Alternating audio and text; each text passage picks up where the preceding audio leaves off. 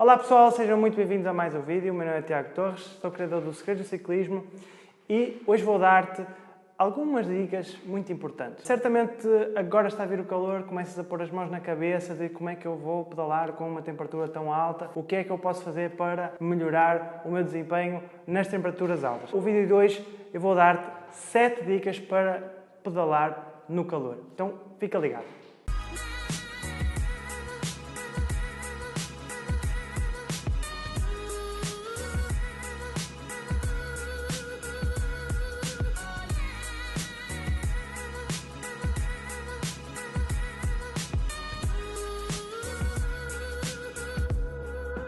Mas antes, já sabes, não te esqueças de subscrever o nosso canal aqui do YouTube.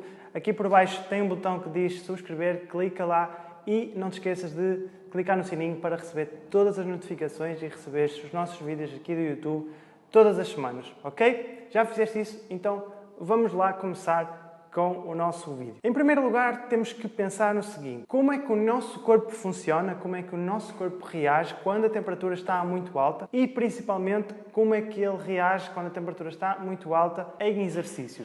Nós temos que perceber que, quando está muito calor, o nosso corpo vai ter trabalho adicional para refrescar, para diminuir a temperatura corporal. Então o que é que ele vai fazer? Ele vai aumentar a sudação, né? Vamos aumentar o suor, né? que sai pelo nosso corpo. O corpo vai procurar espalhar o sangue mais pelas zonas periféricas, ou seja, pela pele. O sangue não vai estar tão concentrado no músculo, vai estar mais dividido pelo corpo. Automaticamente isso vai trazer duas grandes desvantagens. Primeiro, o foco no exercício e no músculo não é tão eficaz e, em segundo lugar, o gasto energético é muito maior durante essas temperaturas. Portanto, é normal que vocês, num dia de muito calor, verifiquem que a vossa pulsação está uns furos acima daquilo que seria o normal num treino numa temperatura amena. Às vezes 8 pulsações a mais, 10 pulsações a mais, numa situação de muito calor. Então, isso é uma situação normal. E o que é que nós temos que fazer, então,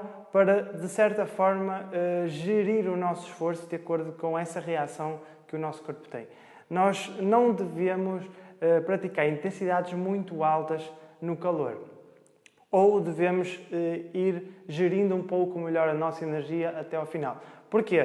Porque quando nós fazemos uma intensidade muito alta no calor, nós estamos a fazer um gasto energético muito acentuado, não damos tempo ao corpo para refrigerar, porque à medida que damos mais intensidade, mais o corpo aquece e nós vamos entrar em sobreaquecimento e vamos ter um empenho daqueles como nunca vamos esquecer.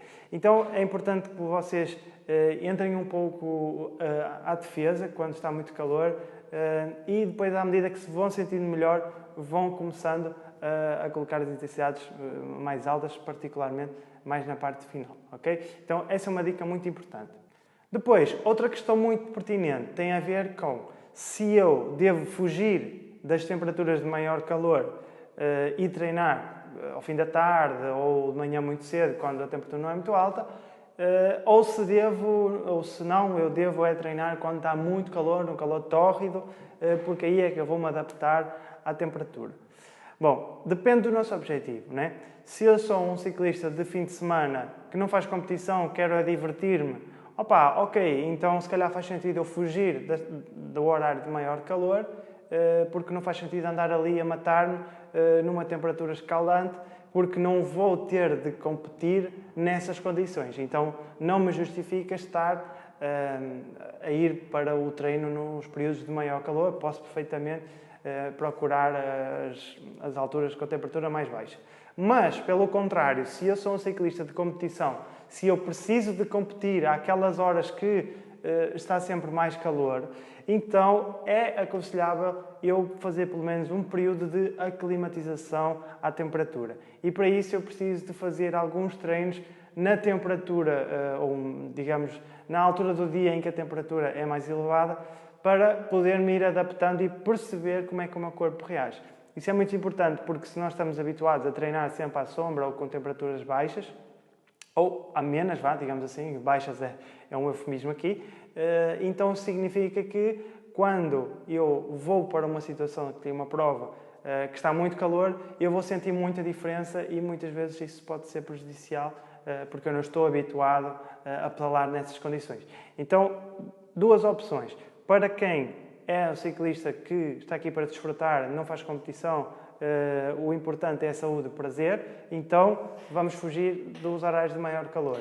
Se pelo contrário, eu sou aquele ciclista que faz competição, preciso de competir, faça chuva, faça sol, então nesse caso eu vou precisar de me aclimatizar um pouco a essas temperaturas. Não preciso de estar um mês seguido a treinar nessa temperatura, mas pelo menos alguns dias antes da competição, pelo menos na semana anterior, começar a habituar-me a essas temperaturas para ter um melhor desempenho depois quando estiver nesse tipo de situação, ok?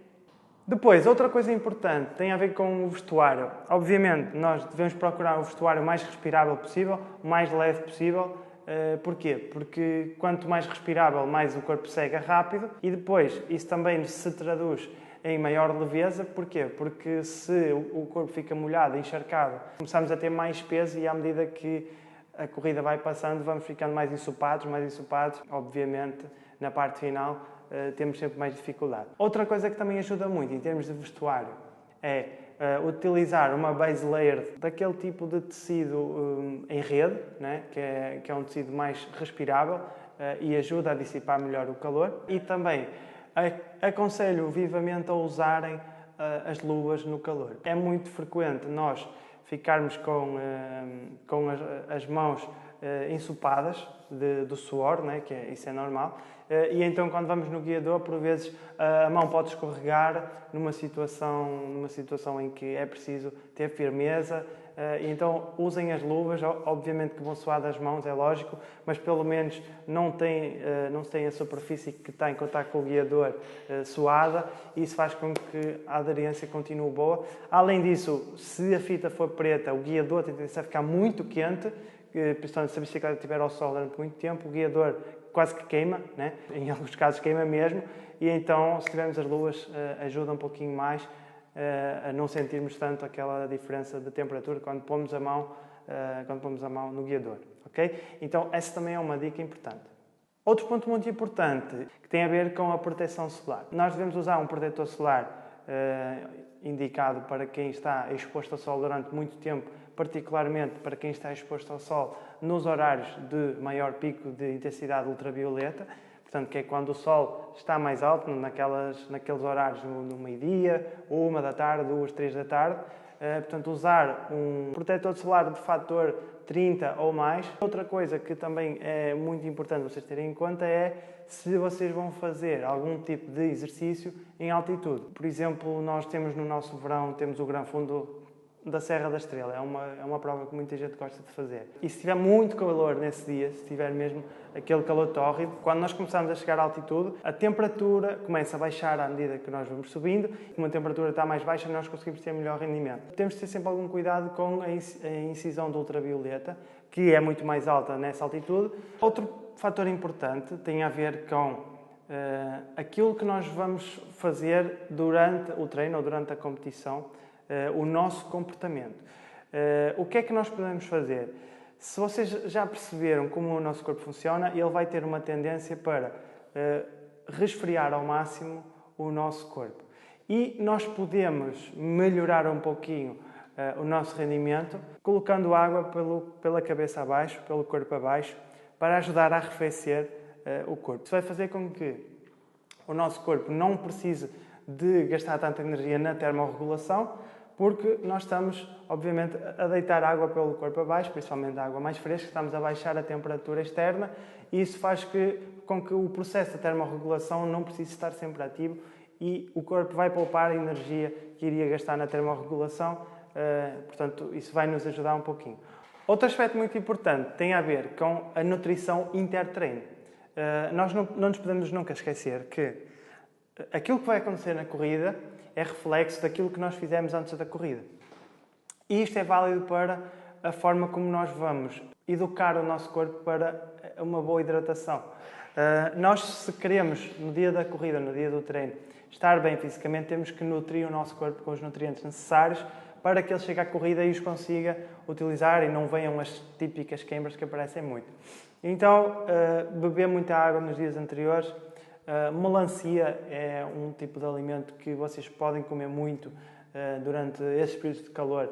É um tipo de fruta que hidrata muito, também obviamente tem frutose e tem outros minerais essenciais que nos vão ajudar a manter o corpo nutrido e isso vai nos ajudar depois a evitar que apareçam as queimbras e tudo mais. Principalmente aquelas pessoas que são mais predadoras de sódio.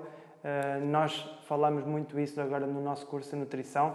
Quem não esteve nesta turma do curso de nutrição perdeu informações muito importantes agora para esta fase e fica aqui a dica para estarem atentos às próximas turmas. Então, melancia também é uma opção muito boa. E outra coisa que nós podemos fazer é ter sempre à mão, e mais durante o dia da corrida, eletrólitos. Ou seja, os eletrólitos são os sais, sejam eles misturados em pó na água, sejam aquelas pastilhas efervescentes que se colocam no bidão e podemos utilizar durante a corrida. Portanto, esse é um ponto muito importante, o ponto dos eletrólitos. Porquê? Porque na maioria das situações de calor é que aparecem as queimbras. E o que é que a maioria das pessoas faz durante a corrida? Ela vai bebe água, porque está muito calor, só que esquece que os sais é que fazem com que a célula recolha a água. Quanto mais água eu bebo, menos concentração de sais existe, logo o meu corpo vai absorver menos, ou seja, a água que eu estou a beber está a sair sem o corpo a filtrar propriamente dito. Então o que é que eu preciso? Eu preciso de sais, bebendo eletrólitos, para que consiga absorver essa água que eu vou precisar de ingerir ao longo do dia. Portanto, esses eletrólitos podem e devem ser utilizados muito durante a competição, nestes dias de calor, e é fundamental. Quem não tiver eletrólitos, a probabilidade de queimbra é muito, muito, muito alta. Se for uma situação de uma prova muito longa, em que um bidão de eletrólitos não vai chegar, então levem as pastilhas efervescentes e depois, numa zona de abastecimento, enchem o bidão de água e colocam uma pastilha efervescente e já está. Não têm que fazer mais nada, é super simples e acho que isso é suficiente para vocês terem um bom desempenho. Espero que tenham gostado. Se tiverem alguma dúvida, deixem aqui nos comentários. Já sabem, não se esqueçam de nos seguir aqui no YouTube e segredosciclismo.com para receberem todos os nossos e-mails semanais. Um abraço e tchau, tchau!